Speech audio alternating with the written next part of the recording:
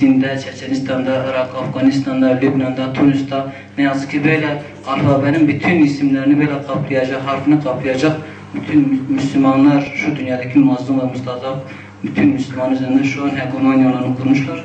Rabbim hepimizin ayağını sabit kılsın inşallah. Şimdi Müslümanların bir semavi kongresidir. Nice Müslümanlar, nice belki yanlış düşünen Müslümanlar hac ile hak olan Müslümanlığı, hak olan İslam'ı orada anlamıştır.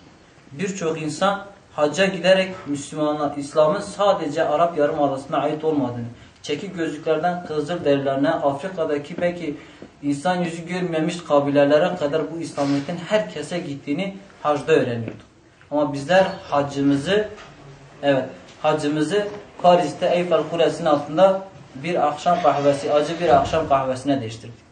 Para verip hacca gideceğimize, umre yapacağımıza, oradaki Müslümanın halini göreceğimize biz biraz daha batının o zevk ve sefasına dayanarak bizler hac yerine uçak rotamızı, yolumuzu Paris'e, Eyfel Kulesi'ne veya Amerika'daki Özgürlük Kulesi'nin yanında resim çektiğimiz zaman şu memlekete gelip Müslümanlara rahat hava atabiliriz. İşte ben çok entelektüel bir insan olarak Mekke, girici olan Mekke'ye değil, haşa yani bir yobaz olan, sürekli dinden, diyanetten Mekke'de değil, ta Avrupaların göbeğine gidip orada akşam 5 çayına yetiştim ve çay içtim. Gerek hacımızı böyle değersiz, ne dünyamıza ne de ahiretimize yani kar ve zararı çoktur. Fayda vermeyen değerlerle karşıladık. Ve bizler liderimizi, dediğim gibi liderlerimizi batının sadece söylemde kalan o sloganik ve birçok düşüncesi yanlış olan kişilerle karıştırdık. Ona değiş tokuş yaptık. Bizler en büyük liderimiz Hz. Muhammed Aleyhisselatü Vesselam'ın belki batının Marx'ı, Lenin'iyle, artık Darwin'iyle ve daha nice dinsiz komünistlerle ne yazık ki biz liderlerimizi değiştirdik. Bismillahirrahmanirrahim.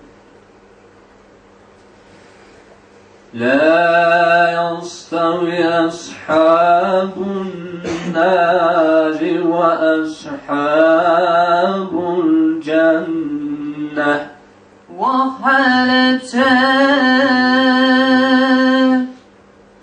kezevşevti perçe perçe züber çavaz bir naçe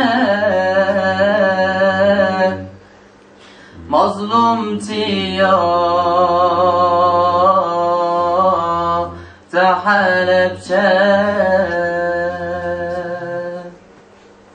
züber çavaz bir naçe mazlum tiya tehalepçe. Zama hizmete veren Said Nursi'nin ölüm yıl dönümü. Tekerlekli sandalyede direnişin nasıl olacağını Müslümanlara gösteren Şeyh Ahmet Yasin'in şehadet yıl dönümü. Ve yine Halepçe katliamının bu haftanın içerisinde olması hesabıyla Müslümanlar olarak bu ayın bu haftasını Mustazaflar Haftası olarak kutluyoruz. Bağışla ya Rabbi. Filistin'de her gün yine Zekeriya, oğlu Yahya'yla şehit olurlar. Küfrün varını yok etmek için Safanı Davud gönder ya Rabbi. Safanı Davud gönder ya Rabbi.